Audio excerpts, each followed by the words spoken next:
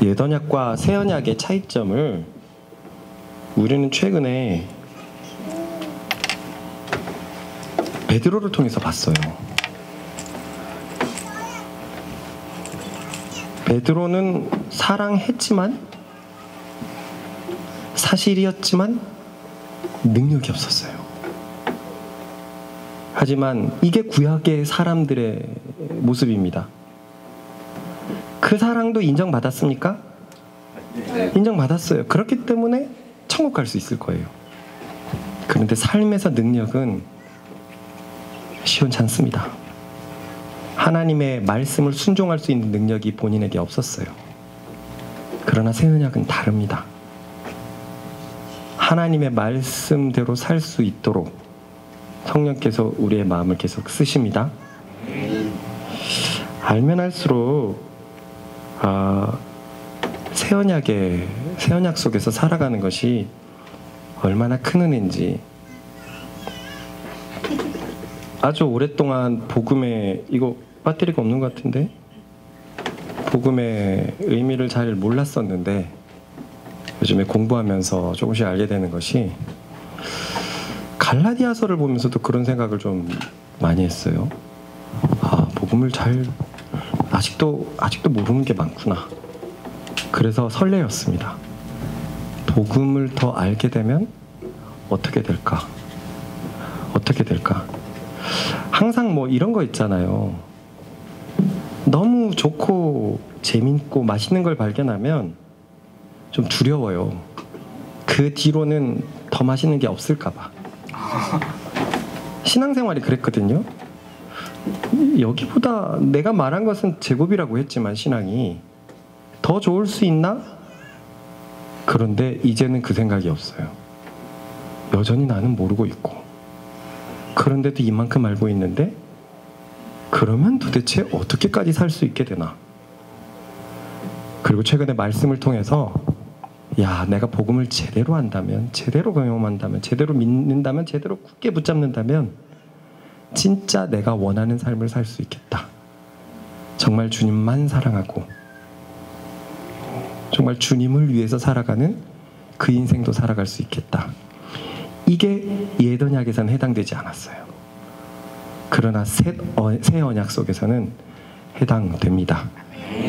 그러니 우리 복음을 잘 듣고 받아들이고 그 복음을 굳게 붙잡아서 예수님에게로 계속 자라가는 우리들 되십시다. 오늘은 로마서를 시작하지 않고요. 로마서와 갈라디아서 묵상과 주일 말씀을 앞에 대고 전제되는 시간을 좀 가져볼까 합니다. 한 번쯤은 좀 정리를 해서, 배운 것들을 정리를 해서 우리 것으로 만들 필요가 있겠다라는 생각도 있어요. 그래서 잘 모르겠다 하는 사람들은 오늘 말씀을 듣고 기초를 단단하게 하시고, 알겠다 하는 사람들은 더 잘 듣고 더 여러분 걸로 만드시길 바랍니다. 네. 모든 신앙의 시작은요, 믿음으로 시작하는 것인데, 예수님을 믿기 위해서 절대적으로 필요한 것은 진정한 말씀을 들어야 되는 것입니다. 우리가 그 말씀을 한번 보도록 하겠습니다. 시작. 그러므로 믿음은 들음에서 나며 들음은 그리스도의 말씀으로 말미암았느니라.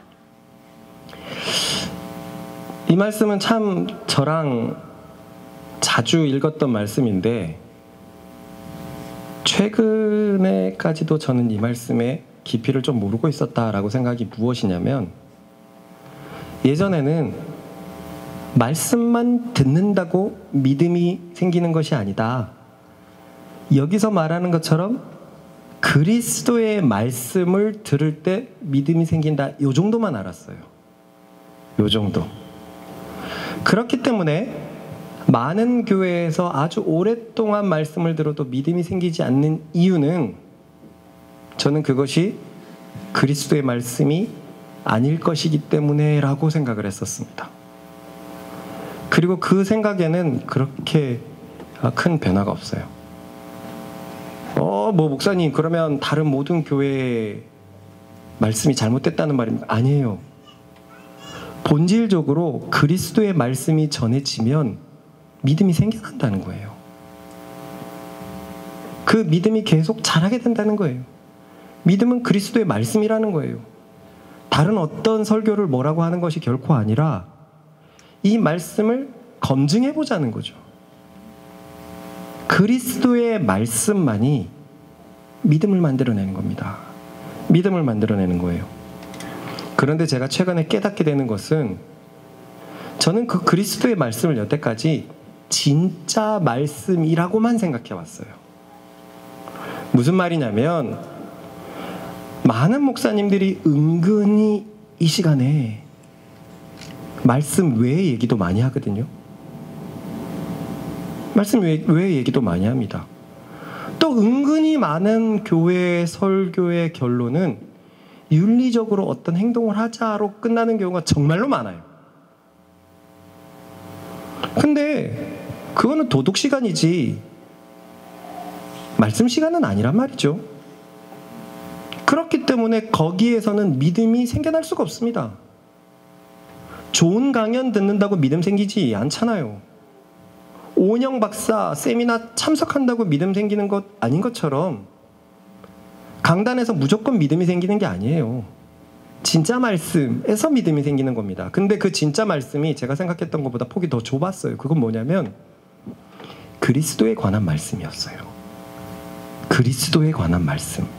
그리스도의 말씀이었습니다. 저는 그리스도의 말씀이 진짜 말씀이라고 생각했었는데 아니 더 좁게 생각해서 그리스도에 관한 말씀. 왜냐?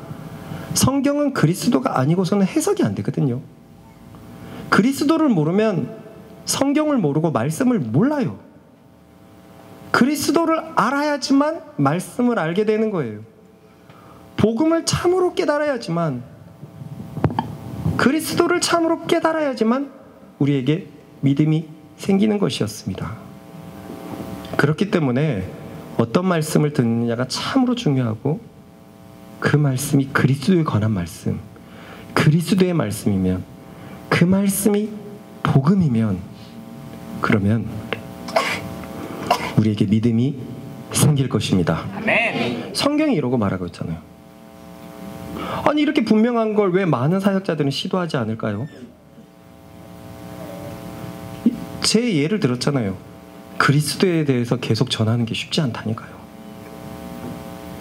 1년에 한두 번 복음에 대해서 그분이 우리를 위해서 죽었다가 살아나신 것 전할 수 있지만 매번 감동적으로 전하기 힘들거든요. 그래서요, 많은 설교 가운데 예수께서 나를 위해서 죽으시고 살아났다라는 설교의 가장 중요한 복음이 한 주에 한 번도 언급되지 않는 설교가 은근히 굉장히 많아요. 근데 뭔가 차이가 있습니다. 신약 사도들은 거기서 시작해갖고 거기서 끝났어요. 그런데 요즘 우리들은 이미 다 알고 있는데 뭘 전하지? 이런 생각을 하게 된단 말이에요. 그리스도를 모르고 복음을 모르기 때문에 그게 참으로 어려운 거였어요. 그런데 이제 알겠습니다. 조금 알겠어요. 아, 그리스도를 알아야 되는 거구나. 그 그리스도에 관한 말씀을 알아야 되는구나. 그때 우리 가운데 믿음이 주어지고 하나님께로의 길이 열리는구나. 내가 곧 길이요 진리요 생명이니 나로 말미암지 않고는 아버지께로 올 자가 없느니라. 영생은 곧 유일하신 하나님과 그가 보내신 자 예수 그리스도를 아는 것이다 라고 예수께서 얘기하셨잖아요. 그래요. 그러므로 우리는 참 말씀을 들어야 되고 그 말씀이 그리스도의 말씀이면 우리에게 믿음이 생겨납니다. 그러므로 사실 매월 한 달에 한 번 있는 복음 예배 때는 다 아는 것 같지만 아니요. 사실 생각해보면 그때는 아주 분명하고 원색적인 복음이 전해지기 때문에 사실 그때 우리의 믿음에 참 많은 도움이 생기는 그 주간이었어요. 그렇습니다. 그리스도의 말씀을 들어서 믿음이 생기는 거예요. 믿음의 씨앗이 생깁니다. 그런데 사실 말씀 말고도 믿음을 위한 것이 주어졌어요. 그것은 바로 기도입니다. 기도예요. 이렇게 생각해 보면 됩니다. 여러분, 학교에서 선생님에게 배웠다고 그거 바로 써먹을 수 있습니까? 요리학원 가가지고 오늘 김치찌개 만드는 법 배워왔어요. 그거 여러분 바로 김치찌개 잘 끓일 수 있는 사람 됩니까? 아니에요. 그 이후로는 내가 고민하고 내가 해보고 그래야 됩니다. 그게 바로 기도 시간이에요. 기도라는 것은 사실 나의 연약함을 인정하는 거거든요. 주님, 오늘은 원수를 사랑하라라고 얘기했는데 사랑하는 사람을 사랑하면 누가 못하냐? 고순재 도치도 제 새끼는 그렇게 사랑하는데 나는 악인을 사랑하고 가장 작은 자를 사랑하는 그 사랑을 지켜보겠다라는 말씀이 오늘 들렸다고 쳐보세요. 들었다고 바로 믿음이 되진 않습니다. 씨앗은 생겼지만 이 씨앗을 어떻게 관리하느냐가 중요해요. 근데 씨앗이 턱 들어왔는데 내 일터에 누가 꼴보기 싫거든요. 그런데 내 속에 성령께서는 계속 얘기하십니다. 그 씨앗이 안 빠져요.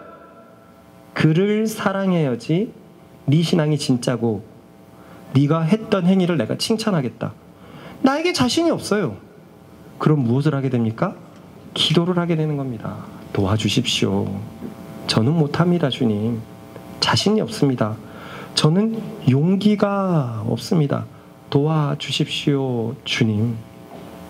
우리 주연자매가 올해 잘 오고 있단 말이죠.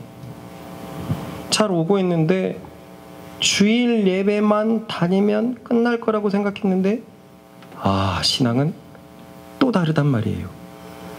그러면 교회 나오는 걸로 끝내는 게 아니에요. 말씀을 듣는 걸로 끝내는 것이 아니라 내가 그분을 잡으려는 내 자세가 필요합니다. 주님, 나도 저 천국을 알게 하여 주시고 저 목사님과 언니와 저 친구들이 말하는 그 기쁨을 경험케 해 주십시오. 주님, 저는 너무 불안합니다. 하루하루가 힘들고 그리고 일상생활에서 늘 놀다가 일주일 하루 쉬는데 그걸 교회 올라니 이게 이어간 힘든 게 아닙니다. 도와주십시오. 주님, 저는 어떻게 해야 됩니까?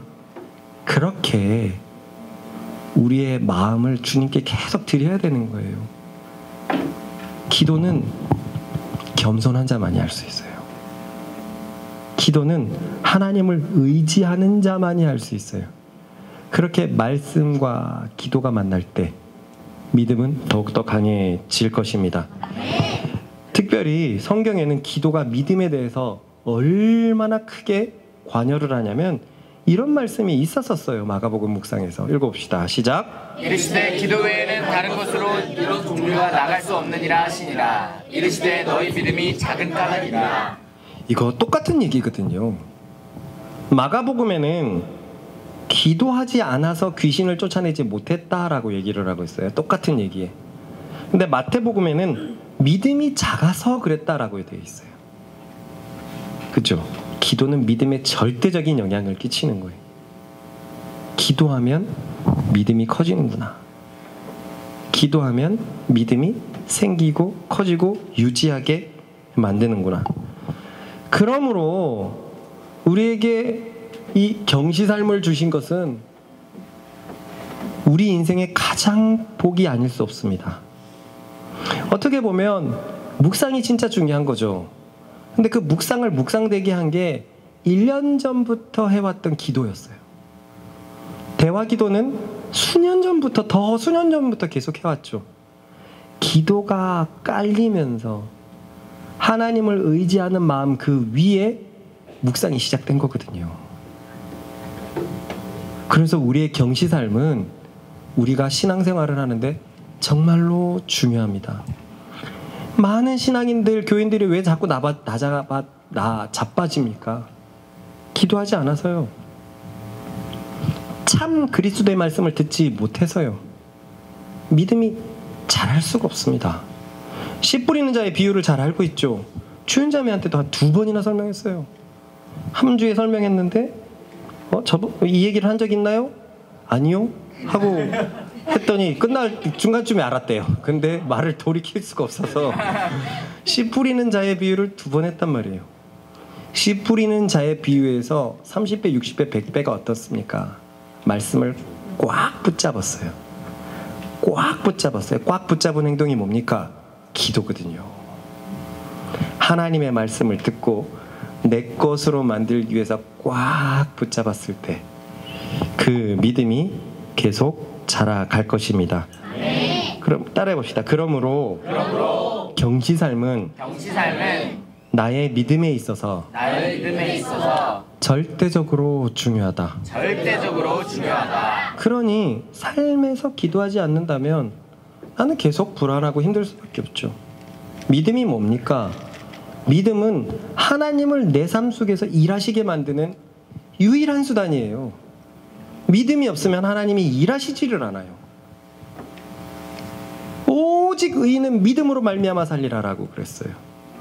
믿음만이 하나님께 나아갈 수 있는 수단인데 내가 기도하지 않는데, 내가 말씀을 붙들지 않는데, 내가 묵상하지 않는데 어떻게 하나님의 은혜가 내 삶 속에서 계속 함께 하기를 바랄 수가 있죠? 성경에 없는 얘기입니다. 많은 교인들이 일주일에 한 번 교회 가니까 이 믿음이 남아나지를 못해요. 더 많은 교인들이 이제는 비대면으로 드리니까 그 믿음은 더 남아나지를 못해요. 우리가 하나님의 은혜를 충만히 얻고 싶다면 우리는 믿음이 계속 자라야 되는데, 믿음이 자라기 위해서 그리스도를 계속 바라봐야 돼요. 그리스도를 계속 바라봐야 돼요. 그리스도를 계속 바라본다는 게 그의 말씀을 묵상하고 그에게 기도할 때, 우리에게 믿음이 계속 생깁니다. 아멘. 이 믿음이 생기면 어떻게 되냐? 너무나 자연스레 하나님에 대한 사랑이 자라기 시작합니다. 왜냐면은요, 뭘 믿습니까? 하나님께서 나를 구원하시기 위해서 예수 그리스도를 보내셨다는 걸 믿는 거예요. 더 줄이면 우리가 믿는 것은 무엇이냐면 하나님이 나를 사랑한다는 것을 믿는 거예요. 그래서 그 CCC의 사형리가 이렇게 시작하잖아요. 하나님은 당신을 사랑하십니다. 그 사실을 믿는 거예요. 그러니 그 믿음은 당연히 하나님을 향한 사랑으로 연결될 수밖에 없죠. 무슨 말인지 이해가 가십니까? 네. 성경 읽어봅시다. 가장 유명한 성경이죠. 시작. 그리스도의 기도에 다른 것이 없느냐. 시작. 하나님이 세상을 이처럼 사랑하사 독생자를 주셨으니 이는 그를 믿는 자마다 멸망하지 않고 영생을 얻게 하려 하십니다. 저 세상에 우리를이라고 넣고 한번 해봅시다. 시작. 하나님이 우리를 이처럼 사랑하사 독생자를 주셨으니 이는 그를 믿는 자마다 멸망하지 않고 영생을 얻게 하려 하십니다. 보세요. 하나님이 우리를 너무나 사랑해갖고 독생자를 주셨으니 그 독생자를 믿는 자마다, 하나님이 우리를 너무나 사랑했다는 그 사실을 믿는 믿음입니다. 그렇습니다. 우리는 성경을 통해서 계속 발견하게 되는 것이 하나님이 우리를 사랑하신다는 거예요. 이거 하나님, 우로니가 잘 물어보거든요. 예수님이 우리를 위해서 대신 죽으셨어. 왜? 우리를 사랑하니까. 왜? 의로운 아빠를 사랑해? 응. 아빠도 의로운 사랑할까? 응. 맞아. 의로운은 아빠의 아들이니까 아빠가 의로운을 사랑하는 거야. 우리는 원래 하나님의 자녀였거든. 그래서 하나님이 우리를 사랑하시는데 우리가 죄를 진 거야. 다 죽게 된 거야. 그래서 하나님이 우리 죽지 않게 하려고 이 아들 예수님을 보내셔서 대신 죽게 하셨어. 그 예수님이 우리를 사랑했기 때문에 십자가에 죽으신 거야. 이해하는지는 모르겠어요. 성경은 온전히 이 얘기입니다. 구약은 우리를 너무나 사랑하기 때문에 곧 구원자를 보내실 거야 하는 얘기고, 신약은 우리를 너무나 사랑했기 때문에 구원자를 보내셨다라는 내용입니다. 그러므로 사실 예수님을 믿습니까와 예수님을 사랑합니까는 사실은 동의어거든요. 근데 그게 뭔가가 분리되어서 일어난다는 것은 잘못됐다는 거예요. 예수님을 뭘 믿는데요? 딸을 사랑해서 십자가에 대신 죽었다는 것을 믿는 것 아닙니까? 그런데 예수님을 믿는 것과 예수님을 사랑하는 것이 왜 달라야 됩니까? 하나님을 믿는 것과 우리를 너무나 사랑해서 그의 아들을 보내셨다는 것을 믿는 것, 뭐가 다른 겁니까? 읽어보십시다. 시작. 우리가 아직 죄인이었을 때 그리스도께서 우리를 위하여 죽으심으로 하나님께서 우리에 대한 자기의 사랑을 확증하셨느니라. 하나님 입장에서는요, 우리가 배신자입니다. 하지 말라고 하고 전체 다 주셨는데 우리가 우리의 의지를 가지고 선악과를 따먹고 죽었어요. 그런데도 하나님은 어떻게 보면 호구처럼 대신 죽어주시러 이 땅에 당신의 아들을 보내셨습니다. 많은 사람들이 이 얘기를 들으면서도 쉽사리 공감을 못해요. 왜 그렇게까지? 근데 그분이 아버지라면 달라지죠. 아버지라면 달라지죠. 세상의 모든 사람이 손가락질을 해도 우리 아버지는 손가락질 안 하잖아요. 우리 엄마는 손가락질 안 하잖아요. 가족이라는 것이 무엇입니까? 결국에는 내 편 아닙니까? 결국에는 나를 위하는 가장 소중한 공동체 아닙니까? 왜 죄인 되었을 때 우리를 위해서 죽어주실 수 있었죠? 우리가 하나님의 자녀이기 때문에 그렇습니다. 잃어버린 자녀이기 때문에 그렇습니다. 그래서 우리의 믿음은 이것을 항상 기억해야 됩니다. 하나님이 나를 사랑하신다. 아까 분명히 심판하는 게 목적이 아니라 그랬어요. 구원하시는 게 목적이다. 하나님은 내가 잘 되시는 게 목적이고, 내가 행복하는 게 목적이고, 내가 구원받는 게 목적이시다. 여러분, 그 목적을 지금도 한번 생각해 보십시다.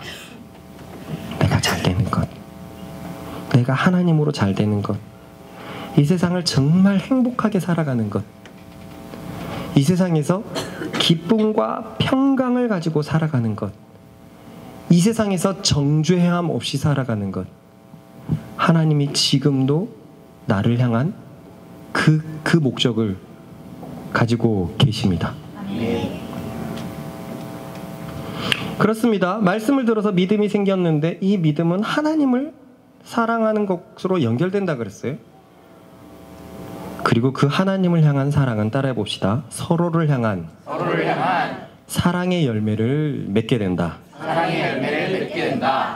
이것은 아주 단순한 원리를 따르는 것인데요. 아무래도 건강하게 자라지 못하면 건강하게 자식을 사랑해 주기가 쉽지 않아요. 쉽지 않습니다.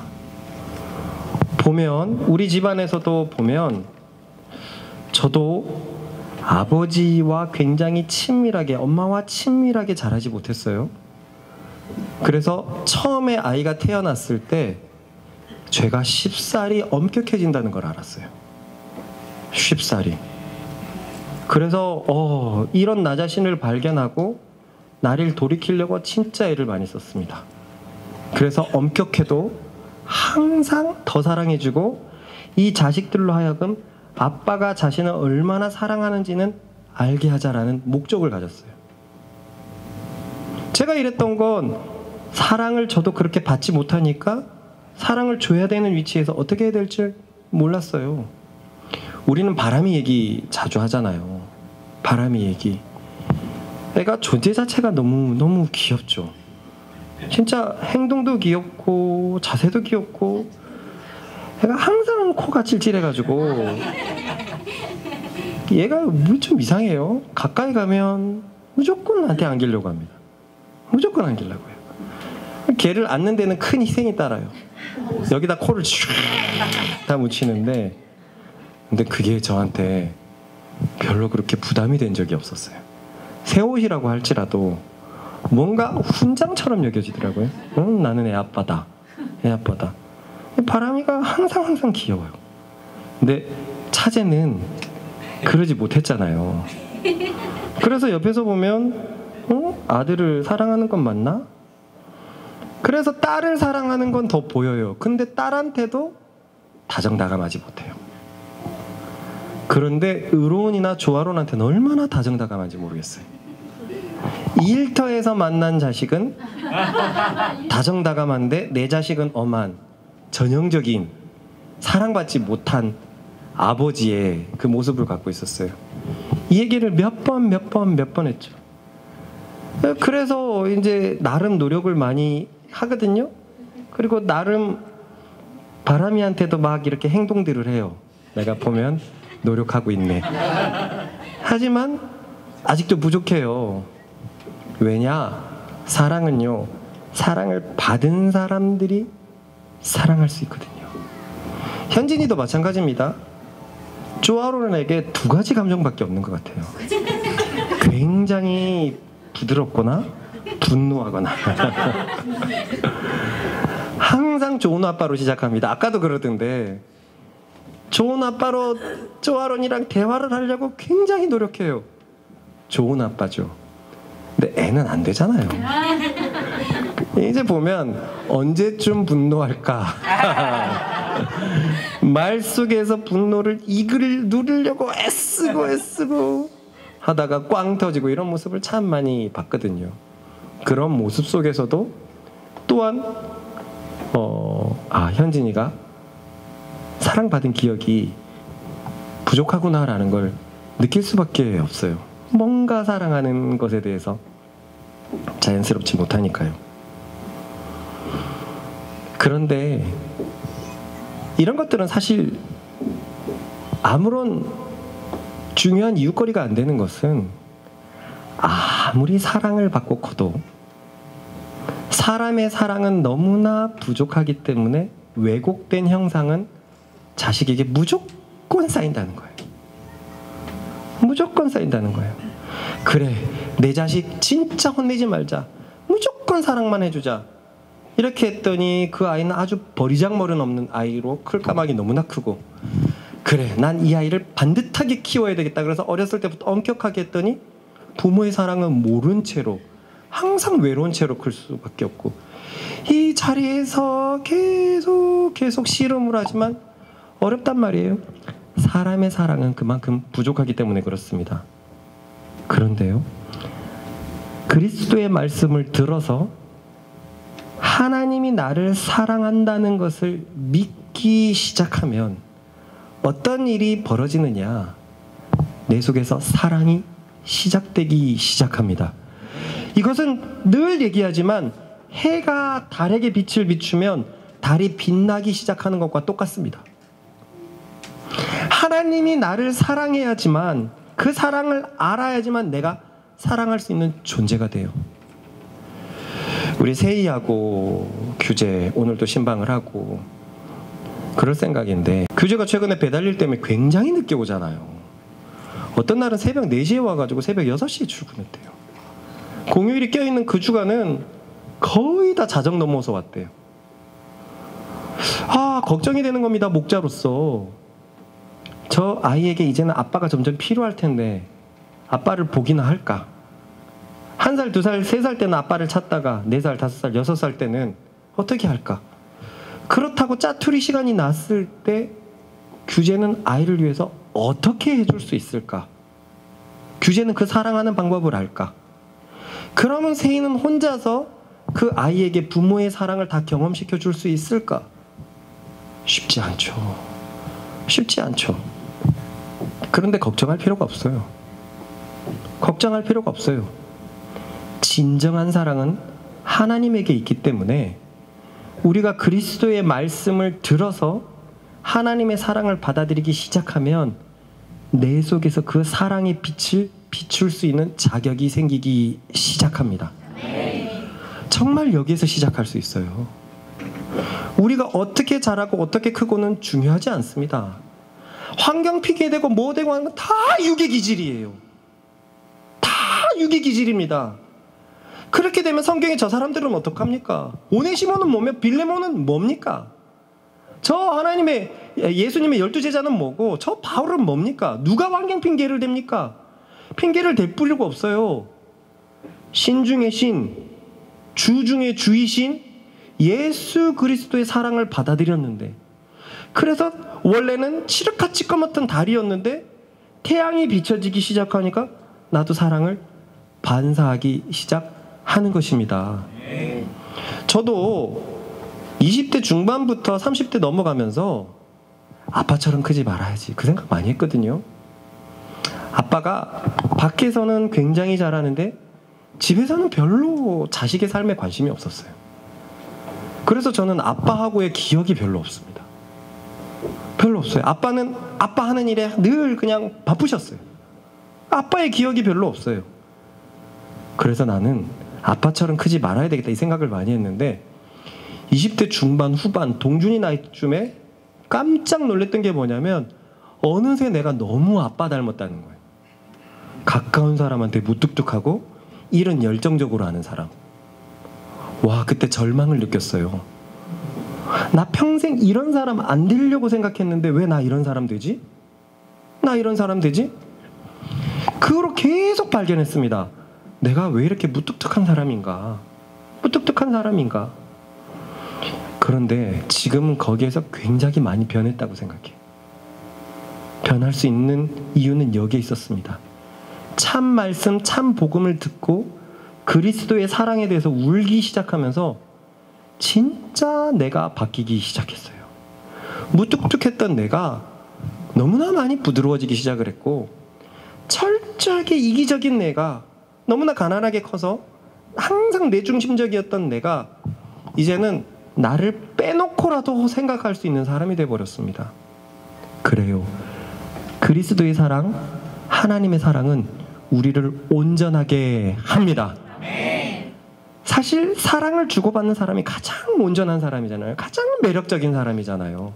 뭔가 목적을 가지고 막 그런 것이 아니라 학창시절에서도 보면 참 건강하고 밝은 친구들이 매력적이잖아요. 기뻐하십시오. 예수 그리스도를 제대로 믿게 되면, 그래서 하나님의 사랑을 받아들이게 되면 여러분 온전한 사랑이 내 속에서 시작됩니다. 그래서 성경을 보면은요, 믿음과 사랑이 항상 거의 연결되어 있어요. 그런데 여기서 사랑을 보면 하나님 사랑이 아니라 거의 다 성도 사랑이에요. 왜요? 아까 말한 것처럼 그리스도를 믿는 것은 하나님을 사랑하는 것과 사실상 동의하기 때문에 그렇습니다. 이해가 갑니까? 네. 다시 말하지만 그리스도의 뭐를 믿습니까? 나를 사랑해서 나를 위해서 죽으신 걸 믿는 거예요. 우리는 하나님의 뭐를 믿습니까? 나를 사랑해서 독생자를 보내신 것을 믿는 것입니다. 하나님의 사랑을 믿는 거예요. 그렇기 때문에 믿음에는 하나님의 사랑이 포함되어 있어요. 그리고 그 믿음 다음에는 성도를 향한 사랑이 연결되어 있는 것이, 하나님을 사랑하면 그 사랑이 내게도 반영이 되어서 사랑할 수 있는 사람이 되기 때문에 그렇습니다. 네. 보십시다. 시작. 믿음으로 말미암아 그리스도께서 너희 마음에 계시게 하시었고 너희가 사랑 가운데서 뿌리가 박히고 터가 굳어져서. 우리가 아까 불렀던 찬송이거든요. 믿음이 계속 자라게 하셔서 결국 사랑으로 자라게 해달라는, 결국 전체를 보면 그 내용입니다. 그리고 이 사랑은요, 성도 사랑이에요.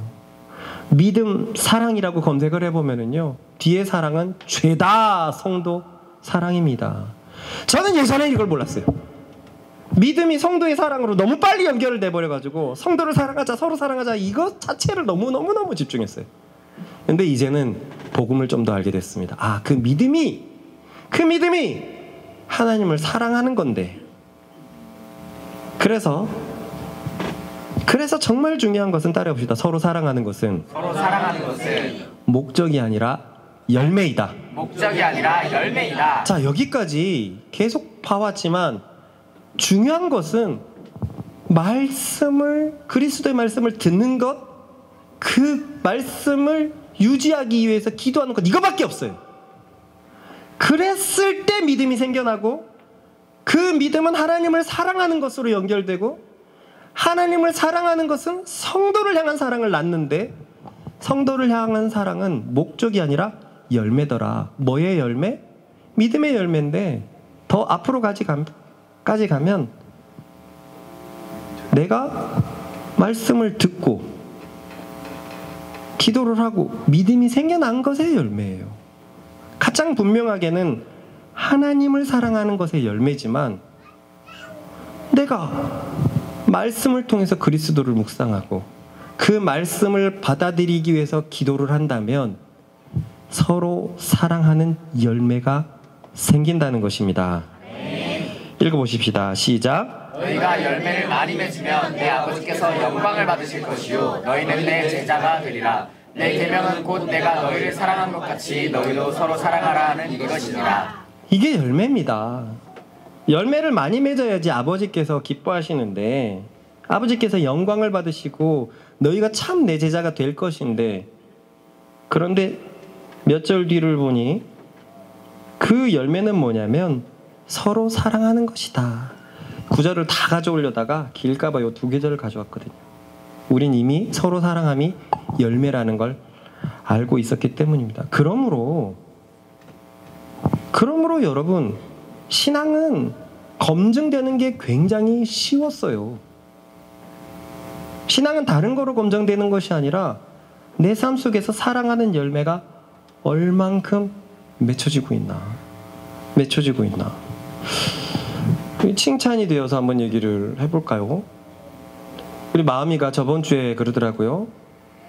큰오빠, 늘 우리 날샘내랑 덕연내가 우리 너무 신경 많이 써주는데 이번에 출산하러 가잖아요. 오빠랑 나랑 돈 모아서 이 친구들 배달 음식 사 먹으라고 돈 좀 보냅시다. 마음이가 먼저 얘기를 해가지고, 오 그래, 너무 좋은 일이야 하고 보냈어요. 이 친구들은 이미 이 서로와 조화론을 맡기기 때문에 큰 집에다가 이미 이렇게 돈을 보내서 드세요라고 해가지고 우리가 그렇게 먹고 있는데, 그래서 연희한테 보냈더니 연희가 그러는 거예요.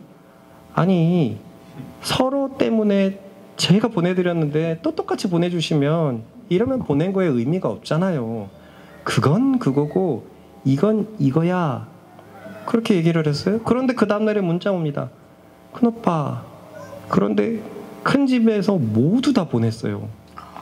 큰맘내도 보냈고 민빵내도 보냈고 날쌘내도 보냈고 맹찬내도 보냈다는. 야, 진짜야?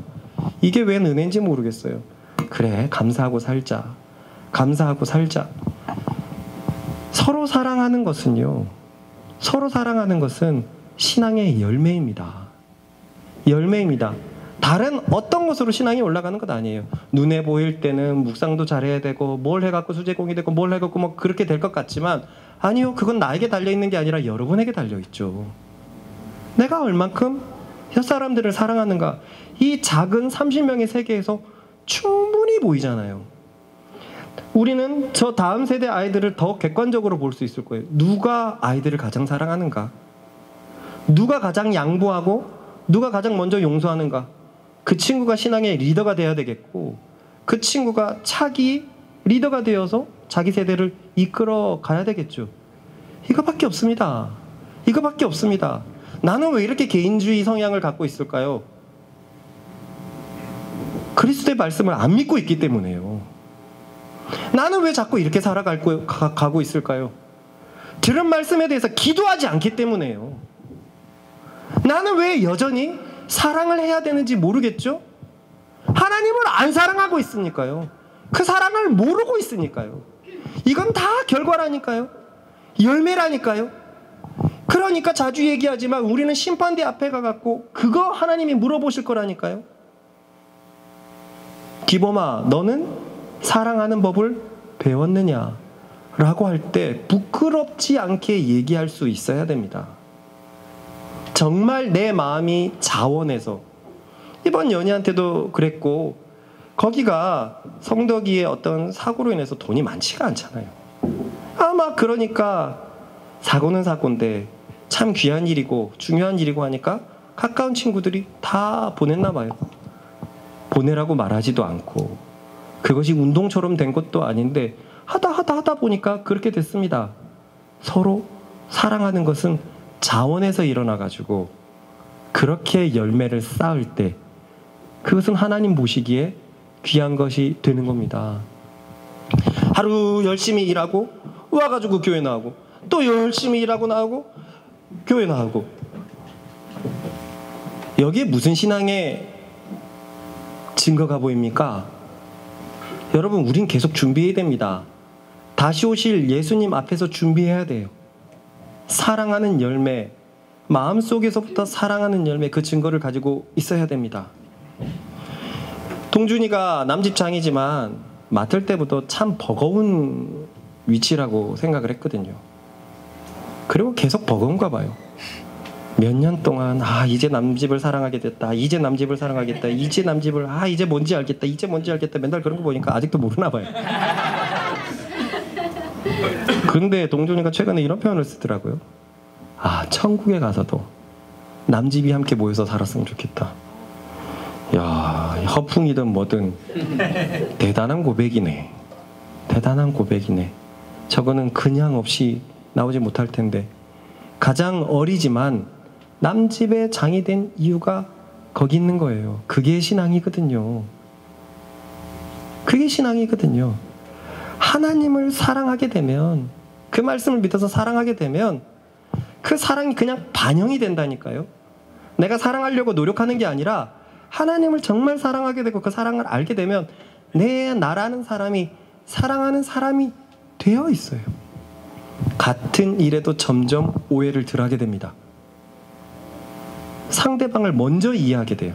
우리는 생각이 얼마나 빠릅니까? 선입관과 편견이 얼마나 우리를 막아버립니까? 그런데요, 점점 남을 이해하고 기다리고 품을 수 있는 능력이 생겨요. 하나님을 사랑하면, 그의 말씀을 믿으면 이런 것들이 사랑하는 열매가 맺혀지는 줄로 믿습니다. 그러므로 이게 열매이기 때문에 따라해봅시다. 서로 사랑함은 내 힘으로 불가능하다. 안 돼요. 이거는 하나님을 사랑하는 것에서 오는 열매이기 때문에 불가능합니다. 그래서 우리가 그렇게 정죄를 많이 받았던 이유가 여기 있었어요. 영연히 사랑해야지. 그래서 가서 친절하게 말하고 좋습니다. 그런데 중요한 것은 영연히 사랑하기 위해서 하나님을 더 붙잡아야 되고 더 예배 때 주님의 말씀을 사모해야 되고 하나님의 말씀을 한자도 떨어뜨리지 않으려고 해야 되고 그리고 그 말씀을 가지고 기도해야 되고 그렇게 내 시선이 하나님께 향하게 되면 어느새 놀래버립니다. 내가 언제 이 친구에 대해서 이렇게 주목하게 되었지? 내가 언제 이 친구를 이렇게 품게 되었지?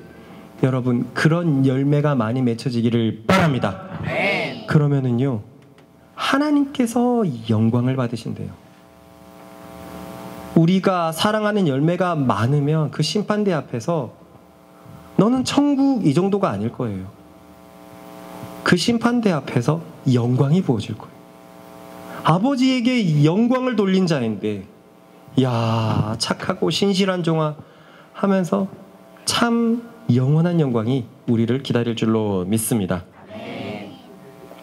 여기서 참 조심해야 될 게 있어요. 최근에 제가 얘기하기 시작한 거죠. 따라해봅시다. 율법주의와 반율법주의를 조심하라. 여러분, 우리는 서로 사랑하는 말씀을 많이 들었는데도 어려웠었어요. 분명히 진보는 있는데 그 진보가 우리가 바라는 만큼은 나타나지 못했어요. 이 중에 나 때문에 서로 사랑하자라는 기도를 1000번은 했을걸요. 그런데도 그거 분명히 결과는 열매는 있는 것 같은데 그 정도의 우리가 바라는 결과는 없었어요. 왜냐하면 서로 사랑하는 것 자체가 목적이 되어 있었기 때문에. 그거는 열매일 뿐인데 원인에다가 집중을 했어야 되는데 목적에다 집중을 하니까 자꾸 내 힘이 들어간 겁니다. 근데 이게 율법주의예요. 하나님의 말씀을 내 힘으로 행하려고 하는 것이 율법주의입니다. 율법주의예요. 우리가 이제 갈라디아서 묵상을 통해서 이 율법주의에 대해서 계속 배우게 될 텐데, 쉽게 얘기해서 그렇습니다. 야, 갈라디아 성도들아, 니네 이제 예수님 믿는다며? 와, 나는 저 본토 예루살렘에서 저 사도들과 함께 있었던 자들이거든.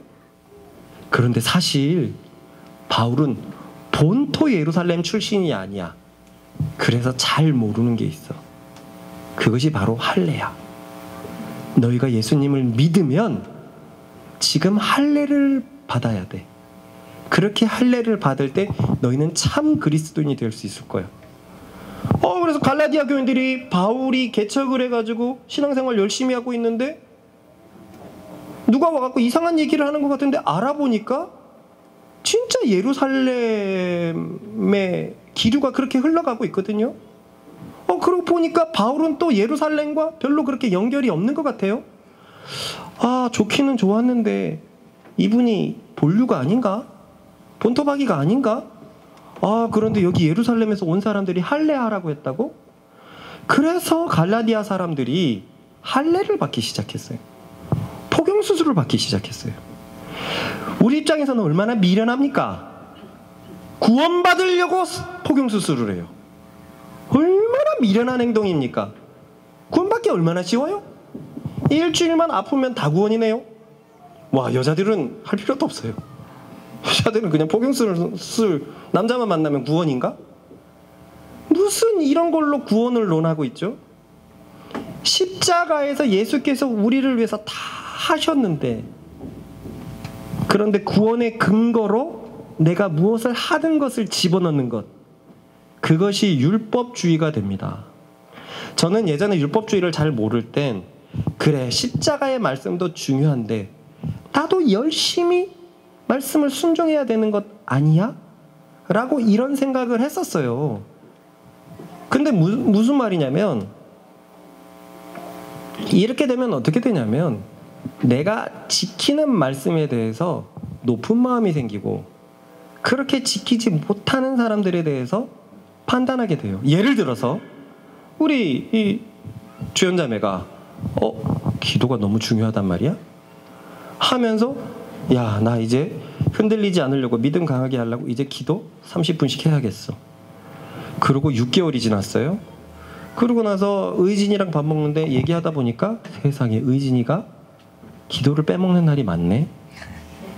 의진아, 신앙생활 그렇게 하면 어떻게 해? 너 어떡하려고 그래?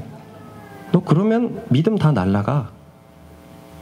여기에서 뭔가 득이양양하고 남을 판단하고 정죄하고, 안 그래도 의진이는 기도를 자꾸 빼먹어가지고 늘 정죄받고 있는데, 이 남을 통해서 그 얘기를 들으니까 내 신앙은 진짜 보잘것 없어져 버리고, 그래서 다시 기도를 하려고 하지만 이거 쉽지 않거든요.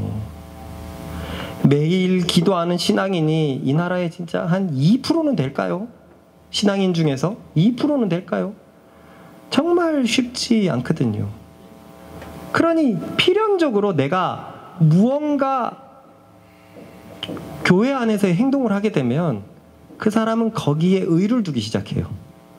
그리고 그렇게 못하는 사람들을 판단하기 시작하죠. 나 새벽기도 다니는 사람이야. 나 금요철에 다녀. 나 성가대 하는데? 나 주일학교 선생이야. 나 주차 관리반이야. 그러니까 이 할례하는 사람들은 그런 걸로 자기를 높이려고 하는 겁니다. 그런 걸로. 그런데 바울은 뭐라고 얘기하냐면, 갈라디아 사람들아, 어리석도다. 너희가 성령을 받은 것이 예수의 말씀을 듣고 믿음으로냐, 아니면 할례를 받아서냐. 네가 할례를 받는 순간 네가 믿었던 십자가는 무용지물이 된다. 내가 그런 행동을 통해서 내가 의롭다고 생각하는 것은 그리스도의 십자가를 완전히 무용지물 만드는 거예요. 자, 나는 예수 그리스도를 통해서 구원을 받았습니다. 예수 그리스도라는 깨끗한 물에 있어요. 근데 여기에 내 행동을 추가시킵니다. 똥을 살짝 빠뜨려요. 그 순간 이 물은 먹을 수 없는 똥물이 되는 거예요. 그러니 십자가 외에 어떤 것이라도 행위를 의로를 삼는다면 십자가를 무용지물 만들어 버립니다. 제가 갈라디아서를 보면서 깜짝 놀랐어요. 진짜 조심해야 되겠다. 목회자기 때문에 여러분들의 신앙을 끌어줘야 되기 때문에 검증해야 된다는 입장에서 판단하고 내가 높다고 생각할 경우가 진짜 많거든요. 야, 이렇게 되면 내게 있어서 십자가는 무용지물이 돼버린다. 처음부터 끝까지 나의 나된 것이 은혜라는 것을 기억하게 하여 주십시오. 여러분, 내가 구원받은 것이 오로지 십자가 때문이라고 생각을 한다면 여러분 앞에 나를 내세우는 그 어떤 행동도 하지 않고 여러분의 그 어떤 행동에도 판단을 못해요.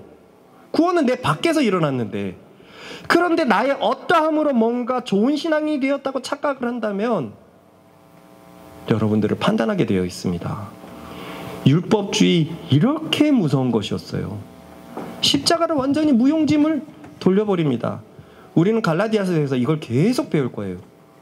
그런데 문제는 이 율법주의에 반대되는 것이 사실은 지금 현대 기독교에 더 문제된다는 거예요. 반율법주의. 이제는 예수께서 율법을 다 성취하셨기 때문에 하나님의 말씀 안 지켜도 된다. 이 말은 못하죠. 지키면 좋다. 근데 생각을 해보세요. 대부분 안 지키고 살아요. 무엇을 먹을까, 무엇을 마실까, 무엇을 입을까 걱정하지 마라 라고 얘기했는데 우리 주의 선창하면서 기도합시다. 그럼 네, 그 기도예요. 기도하지 말라 그랬는데 나서서 그 기도하고 있습니다.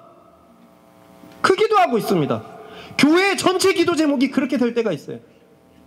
하나님, 저 성전 부지를 주시옵소서. 하나님의 영광을 살펴주십시오. 여기가 재개발 지역이 되는데, 복음을 전하려고 하는 게 아니라 자신의 교세를 넓히려고 하는 그런 기도들 하지 말라고 했는데 그러고 있어요. 그러고 있습니다. 모두들 하나님의 말씀에 대해서 불감증이 걸려서 쉽게 생각합니다. 여러분, 참 그리스도인은요, 원수를 사랑하라라는 말씀이 가슴에 탁 걸려버려요.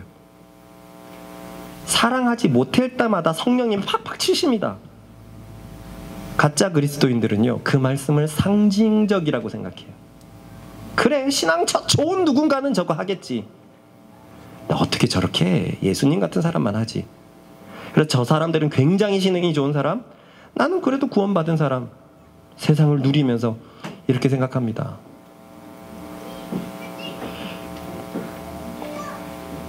그렇습니다. 반율법주의는요, 십자가가 모든 것을 해결했다고 율법을, 하나님의 말씀을 용도 폐기시켜버려요. 그러나 따라해봅시다. 율법은 폐기되지 않았다. 예수님과 바울의 증언을 봅시다. 시작. 내가 율법이나 선지자를 폐하러 온 줄로 생각하지 말라. 폐하러 온 것이 아니요 완전하게 하려 함이라. 그런즉 우리가 믿음으로 말미암아 율법을 파기하느냐? 그럴 수 없느니라. 도리어 율법을 굳게 세우느니라. 저 율법주의자들의 문제가 뭐였냐면, 바리새인들의 문제가 뭐였냐면, 애초에 율법은요, 사람을 구원 주려고 주신 게 아니에요. 애초에 모세를 통해서 준 것은 하나님의 법을 줘서 온 세상으로 하여금 니네가 죄인이다라는 걸 알게 하려고 주신 것이지, 모든 말씀을 순종해야 된다라고 얘기했는데 순종이 안 되는 걸 알게 하려고 준 것이지, 그 율법을 구원의 수단으로 준 게 아닙니다. 그런데 구원의 수단으로 생각해요. 그리고 우리도 모르게 행동에다 뭔가를 첨가하는 게 그런 것과 똑같은 거예요. 율법의 기능에 대해서 한번 읽어봅시다. 시작. 그러므로 율법의 행위로 그 앞에 의롭다 하심을 얻을 육체가 없나니 율법으로는 죄를 깨달음이니라. 그래요. 이 기능은 여전해요. 어떤 하나님의 사람이라도 율법으로서 판단받게 되어 있습니다. 그러니 일반적으로 신앙이 좋다고 생각하는 사람들은 율법주의에 늪에 빠져 있고, 일반적으로 구원받았다고 착각하는 교인들은 반율법주의의 늪에 빠져 있어요. 그런데 참으로 복음을 받아들이는 자, 참으로 그리스도의 말씀을 믿는 자들은 어떤 삶을 사느냐? 그리스도를 믿는다는 것 자체가 진정한 율법의 성취자인 줄 믿으시기 바랍니다. 읽어볼까요? 시작. 사랑은 이웃에게 악을 행하지 아니하나니 그러므로 사랑은 율법의 완성이니라. 너희가 짐을 서로 지라 그리하여 그리스도의 법을 성취하라. 이것도 사랑하라. 그래서 그리스도의 법을 성취하라라고 되어 있죠. 우리는 아까 자 다시 돌아가 봅시다. 그리스도의 말씀을 들어서 들어요. 믿음이 생깁니다. 그 믿음은 하나님이 나를 사랑하는 거예요. 그렇게 하나님이 나를 사랑하는 것을 받아들이면 내 속에 사랑이 생겨난다고 했어요. 그 사랑이 열매로 맺어진다고 했습니다. 그 열매가 여기서 보는 것처럼 율법의 완성이에요. 율법은 내가 지키려고 노력하는 것이 아니라 그리스도께서 이미 다 성취하신 걸 믿을 때 내가 새로운 하늘의 자질이 되어서 율법을 성취하는 자로 되어 있게 된 것입니다. 어떻게 된 거지? 나같이 이기적인 사람들이 왜 내가 자꾸 이렇게 끌어안으려고 하지? 나같이 나밖에 몰랐던 사람이 왜 그럴 수 있지? 저는요, 정말 나의 변화를 너무 많이 느끼거든요. 어떻게 이렇게 된 거지? 그래요. 그리스도의 말씀을 들었을 뿐인데, 받아들였을 뿐인데, 믿음이 생겼을 뿐인데, 제 속에 사랑이 생기더니 이미 하나님의 율법을 성취하는 자로서의 삶을 살아가고 있었습니다. 저는 확신하건대 원수를 미워할 자신이 없어요. 확신하건대 원수를 사랑하라는 말씀을 피해갈 자신이 없어요. 누군가가 나를 너무 미치게 괴롭혀도 그를 똑같이 미워할 자신이 없어요. 정말 이렇게 말할 수 있는 것은요, 난 이제 그런 사람이 아니라는 걸 알고 있어요. 알고 있어요. 그래서 기도하겠죠. 주님, 어떻게 저 사람을 사랑할 수 있습니까? 도와주십시오. 도와주십시오. 그렇게 나의 부족함을 인정하고 주님 앞에 나가겠죠. 그러면 어떻게 우리는 말씀을 들었을 뿐인데 율법을 성취하는 자가 돼버렸을까요? 아까 말한 것처럼 사랑을 반영하기 때문에 하나님의 사랑을 받아들이는 건 내 속에서 사랑이 생겨서 그 사랑으로 사랑하기 때문에 율법을 이미 완성하는 자로 살아간다고 했잖아요. 그것이 논리적으로는 바로 이것입니다. 읽어보겠습니다. 시작. 그날에는 너희가 아무것도 내게 묻지 아니하리라. 내가 진실로 너희에게 이르노니 너희가 무엇이든지 아버지께 구하는 것을 내 이름으로 주시리라. 시작. 또 새 영을 너희 속에 두고 새 마음을 너희에게 주되 너희 육신에서 굳은 마음을 제거하고 부드러운 마음을 줄 것이며 또 내 영을 너희 속에 두어 너희로 내 율례를 행하게 하니 너희가 내 규례를 지켜 행하시리라. 오늘 아이들에게는요, 드디어 성령님에 관한 얘기를 했거든요. 어렸을 때부터 균형 잡힌 신앙을 분명히 얘기해야 되겠다. 전 너무 오랫동안 성령님이 뭐고 하나님이 뭐고 왜 예수님이라 불렀다 하나님이라 불렀다 너무 몰라서 어렵지만 계속 반복해서 얘기해줘야 되겠다 얘기를 했어요. 하나님이 인간을 만드셨고 인간이 선악과를 먹어서 죽게 되었고 그래서 하나님이 아들을 보내셔서 그 아들이 우리 대신 십자가에 대신 죽으셨는데 그 아들이 예수님이야. 그래서 우리는 안 죽게 됐는데 그런데 문제가 있어. 근데 모아가 그러더라. 뱀이 죽여요. 맞아. 우리는 예수님 때문에 안 죽게 됐는데 또 뱀이 나타나가지고 꼬실 수 있어. 그래서 얘들아, 하나님께서 하나님의 영을 보내셨어. 영이 뭐야? 라고는 묻진 않더라고요. 내가 긴장을 하고 왔는데 그게 성령님이야. 성령님이 우리 마음속에 오셔서 하나님의 말씀대로 살 수 있도록 하고 뱀을 막으실 거야. 그런데 얘들아, 진짜 놀라운 사실이 있어. 하나님과 예수님과 성령님이 한 분이야. 그런데 사실은 한 분이야. 그 애들이 막 손가락 이렇게 하면서 막 이게 어떻게 받아들일지 모르겠어요. 앞으로 계속 이 얘기를 할 텐데, 근데 그 얘기를 할 수밖에 없었어요. 왜냐? 성령님이 아니면 우리는 아담처럼 또 타락할 수 있거든요. 예수님을 믿어서 예수님의 사랑을 받아들여서 사랑을 반영하게 되는 게 뭐냐면, 우리 속에 성령님께서 우리 마음속에 새로운 율법을 마음에다 쓰시는 거예요. 이 표현이 이제는 와닿았으면 좋겠습니다. 저는 예전에 구약의 율법은 돌판에다 썼는데 신약의 율법은 마음에다 쓴다는 말을 진짜 몰랐어요. 이제서야 알았어요. 이제서야. 하나님의 말씀을 내 마음에 새긴다는 게 뭐였냐면, 내 마음을 그렇게 창조한다는 말이었어요. 창조한다는 거였어요. 성령님이 내 속에 오셔서 하나님의 말씀을 내 마음에 쓰면 그게 내 마음이 되는 거예요. 그러니까 사랑하는 사람이 되어 버린 겁니다. 할렐루야. 공부하고 싶은 사람이 되고 싶습니까? 공부하는 사람이 되고 싶습니까? 공부하고 싶은 사람은 거의 대부분이 갖고 있는 마음이지만, 공부하는 사람은 거의 대부분이 안 갖고 있는 마음이잖아요. 사랑하고 싶은 사람이 되고 싶습니까? 사랑하는 사람이 되고 싶습니까? 사랑하는 사람. 이게 문제가 마음이거든요. 마음이거든요. 이 마음이 작심삼일이란 말이에요. 그런데 예수님을 믿어서 성령님이 우리 속에 오셔서 마음에다가 그 말씀을 쓰십니다. 그래서 우리의 마음을 새롭게 하고, 또 앞에 말씀 보면 무엇이든지 구하는 것을 그분이 다 들어주실 수 있는 이유가 여기에 있습니다. 여기에 있었습니다. 우리는 저 말씀이 이제 이해가 됐어요. 저번 주에 베드로는 예수님을 정말로 사랑하고 싶었어요.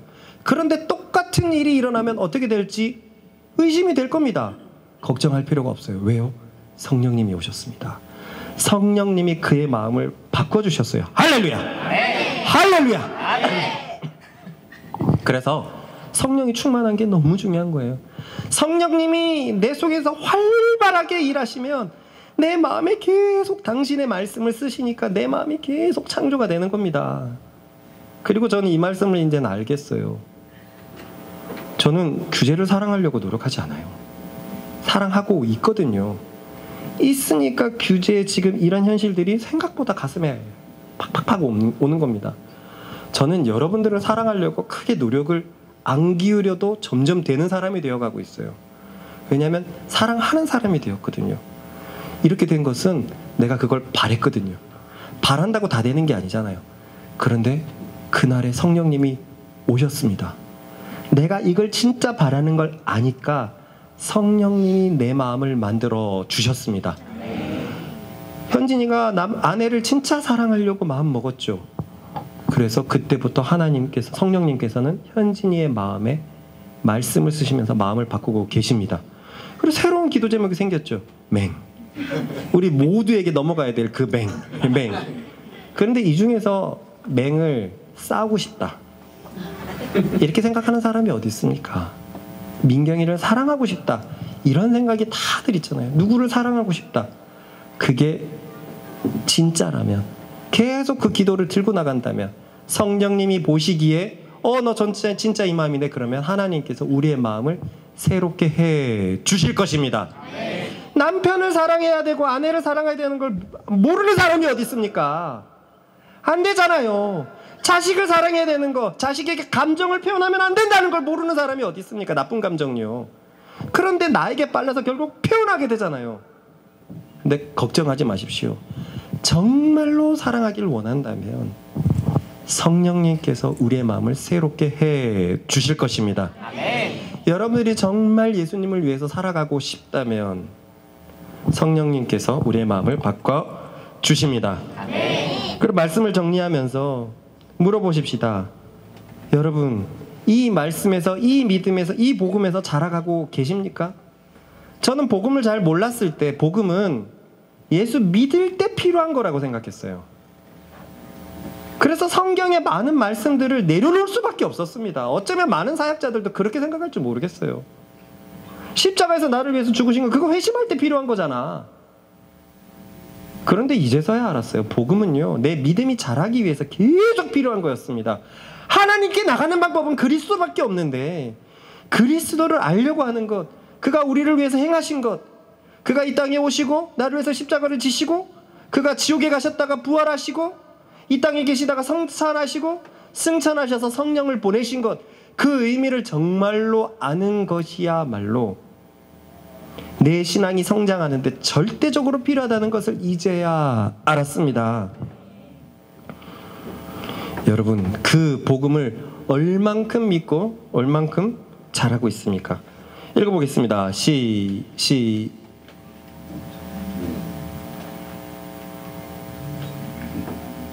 시작. 너희가 믿음에 거하고 터 위에 굳게 서서 너희 들은 바 복음의 소망에서 흔들리지 아니하면 그리하리라. 이 복음은 천하 만민에게 전파된 바요, 나 바울은 이 복음의 일꾼이 되었노라. 가만히 보면 이 표현 진짜 많거든요. 믿음에 거하고 터 위에 굳게 서고 흔들리지 아니하고. 이제 알았어요.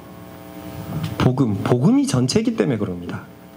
항상 그걸 붙잡고 있어야 돼요. 항상 거기에 서 있었어야 돼요. 항상 그리스도의 죽으심과 그리스도의 부활, 항상 거기에서 시작되어야 됐었어요. 그러면 우리는 흔들리지 않는 인생을 살게 될 것입니다. 최근에 건강한 교인들의 특징에서 보면 그 특징 중에 하나가 성장하련다라고 되어 있죠. 그래요. 진짜 복음을 받아들이고 진짜 그리스도를 사랑하는 사람은 여기에서 멈출 사람이 없습니다. 눈앞에 보물상자가 많은데 하나만 열어봐야지, 나 하나만 써야지, 이런 사람이 어디 있습니까? 이런 바보가 어디 있습니까? 다 열어보고 싶은 게 마찬가지입니다. 여러분, 그분은 전능자시고 창조자시고 심판자로 올 것이고 영원한 우주의 왕이실 거예요. 그분을 아는 것에 대해서는 항상 빠른 우리가 되었으면 좋겠습니다. 그래서 그분을 사랑하느냐는 우리의 영혼에서 절대적으로 중요해요. 얼만큼 사랑하느냐. 그러니 그분의 복음을 받아들이고 믿음을 받아들이고 말씀을 받아들이면 계속 사랑하려는 열정이 생길 수밖에 없습니다. 없습니다. 성장하려는 마음이 없는 사람, 그리스도를 닮아가려는 마음이 없는 사람, 과연 참 그리스도인이라고 할 수 있을까요? 성경 말씀을 봅시다. 시작. 우리가 다 하나님의 아들을 믿는 것과 아는 일에 하나가 되어 온전한 사람을 이루어 그리스도의 장성한 분량이 충만한 데까지 이르리니 오직 사랑 안에서 참된 것을 하여 급하게 그리스도까지 자랄지라. 그는 머리니 곧 그리스도라. 지금 동준이가 어떨지는 모르겠는데 그래도 작년까지 보면 내가 연구했던 거가 조금은 남겨졌으면 좋겠다, 이런 마음도 있었단 말이에요. 세상 가운데. 그게 천국에서 무슨 소용이 있을까요? 진짜 중요한 게 이거라면은요. 그런데 동준이가 복음을 전하거나 복음 안에서 살면서 했던 명언들은 거기에 논문에 실려 있을 거예요. 그건 영원히 남을 거예요. 이게 가장 중요한 겁니다. 그에게까지 자라가는 것, 그에게까지 자라가는 것. 그러므로 따라해봅시다. 그러므로 우리는 복음을 더 경험해야 한다. 우리는 복음을 더 경험해야 한다. 예수님을 더 알려 해야 되고, 더 묵상하려 해야 되고, 더 찬양하고 더 기도하는 우리들 되십시다. 아멘. 올해 말씀이 이거거든요. 예수를 바라보자. 예수라는 말은요, 복음이라는 말과도 바꿀 수 있고 은혜라는 말도 바꿀 수 있어요. 올해 이 복음의 기초를 든든히 쌓아서 하나님의 은혜가 충만히 덮이는 여러분들 되기를 바랍니다. 아멘. 그래서 다시 초심으로 돌아간다는 마음을 생각해 봅시다. 말씀을 정말 잘 듣고 정말 잘 묵상해야지. 주어지는 기도 시간에 더욱더 마음을 다해서 주님을 의지해야지. 예배를 드릴 때는 온 마음과 뜻과 힘과 정성을 다해서 하나님을 찬양해야지. 그럴 때 성령께서 우리를 위하여 모든 것을 하실 것입니다. 네. 기도하겠습니다. 하나님, 복음을 더 알려주십시오. 말 그대로 복된 소리인데 이것이 우리에게 왜 복된 소리인지 더 깨닫게 하여 주십시오. 주님, 복음이 중요하다는 건 알지만 자꾸 내 삶에 다른 중요한 것들을 찾아 헤매입니다. 복음이 얼마나 중요한지 깨닫게 하여 주십시오. 그래서 다른 것에 헤매이지 않고 오직 그리스도를 알려는 것에 가장 큰 정성과 힘과 마음을 들이는 내가 되게 하여 주십시오. 항상 그리스도를 발견하려는 나 되게 하여 주시고, 그래서 반드시 그리스도를 많이 소유해서 하나님 앞에 설 수 있는 자 되게 하여 주십시오. 오 주님, 복음에 굳게 선 나로 그런 나를 보게 하여 주십시오. 예수님의 이름으로 감사하며 기도했습니다. 아멘.